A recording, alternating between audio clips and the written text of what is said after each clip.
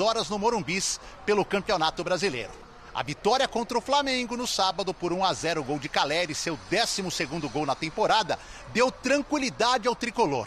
O time se manteve na 6ª colocação do Campeonato Nacional. Uma posição ótima para um mês que tem uma maratona incrível.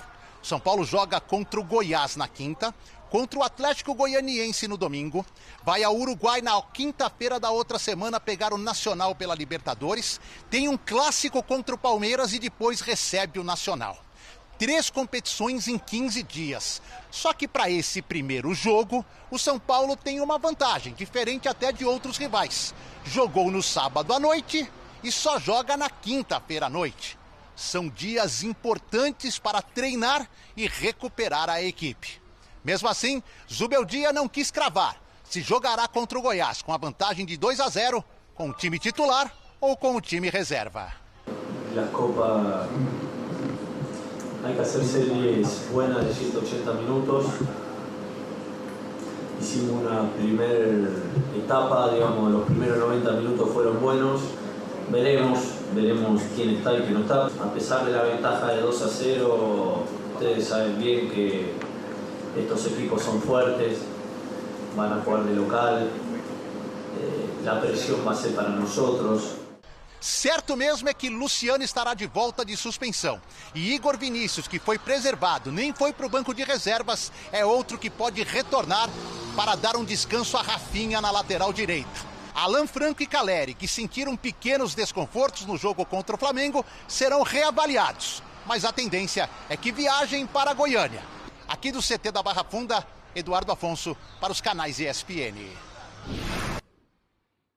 Valeu, Edu, e uma boa notícia financeira para o São Paulo. O Gabriel Sara, que foi revelado em Cotia nas categorias de base do tricolor, foi anunciado pelo Galatasaray da Turquia numa transação recorde.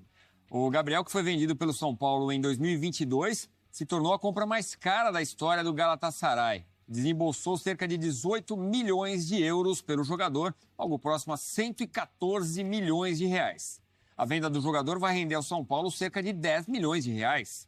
O Sara vai usar a camisa 20 e assinou contrato por 5 temporadas com a equipe turca. O Sport Center volta já com as medalhas do Brasil em Paris, em especial o ouro de Rebeca Andrade no sol. Até já!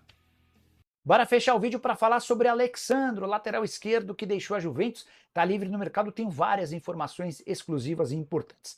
A primeira delas, Palmeiras e Botafogo chegaram a conversar nos últimos dias com representantes do atleta.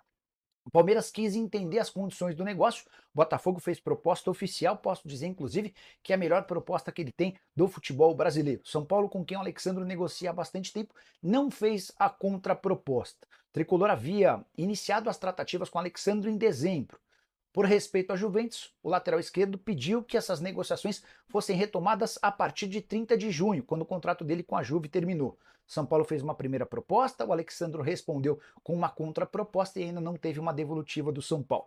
Alexandro, que já assistiu a 2 jogos do São Paulo no estádio. Ele foi a Curitiba para ver São Paulo e Atlético Paranaense e esteve no último sábado numa vitória contra o Flamengo por 1-0.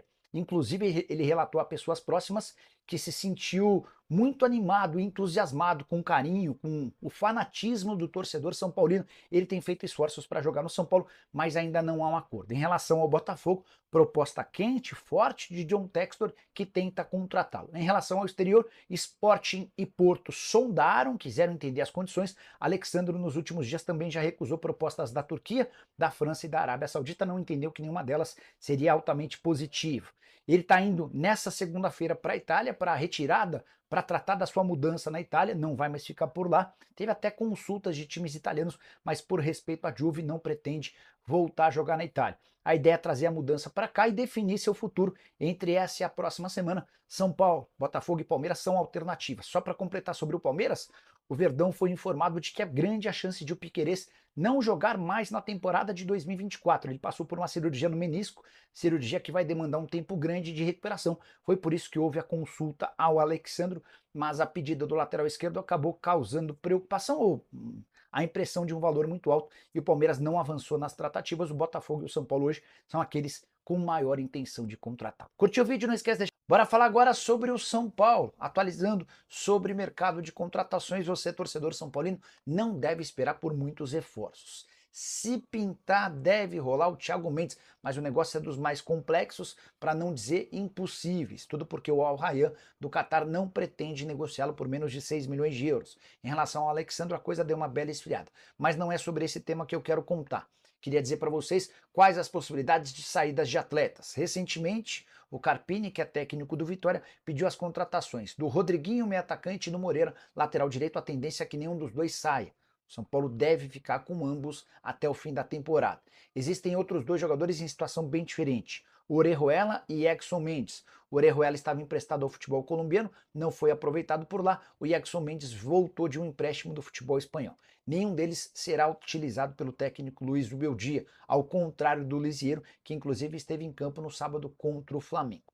Então, a intenção, a disposição do São Paulo em fazer negócio com esses dois atletas, mas até esse momento nem propostas de empréstimo existem por Orejuela e Exson Mendes. O São Paulo segue aguardando por interessados, topa facilitar a negociação e emprestar até de graça. Só para completar sobre um jogador do São Paulo que se destacou no fim de semana, Ibali, volante senegalês das categorias de base, que foi emprestado à Inter de Limeira até dezembro, estreou marcando gol na decisão por pênaltis que classificou a Inter de Limeira para a próxima fase do mata-mata da Série D.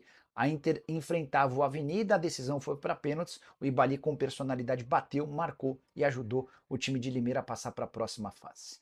Quero falar... São Paulo voltou aos trabalhos nesta segunda-feira depois da boa vitória sobre o Flamengo por 1-0 no fim de semana com gol de Caleri.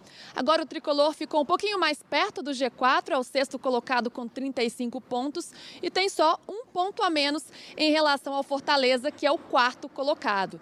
Mas a partir de agora, começando a semana, foco total na Copa do Brasil, porque tem jogo decisivo na quinta-feira contra o Goiás. Vamos definir aí os classificados para as quartas de final. São Paulo venceu a primeira partida por 2-0, conseguiu uma boa vantagem, por isso pode perder por até um gol de diferença, que ainda assim fica com a vaga. Bom, para essa partida o técnico Luiz Beldia conta com reforços importantes. Luciano, que cumpriu suspensão pelo Campeonato Brasileiro no duelo contra o Flamengo, está de volta. E além dele, o lateral Igor Vinícius, que também ficou fora da partida do fim de semana para não correr o risco de se lesionar, pode ser relacionado. Outro jogador, Galopo, que tem sido desfalque, aí ficou 4 jogos fora por conta de dores no pé direito, vai ser avaliado ao longo da semana. Mas a expectativa é que o técnico Luiz Beldia escale força máxima para o duelo contra o Goiás. Mesmo já tendo uma boa vantagem, não quer, relaxar e dar oportunidade para o time esmeraldino conseguir essa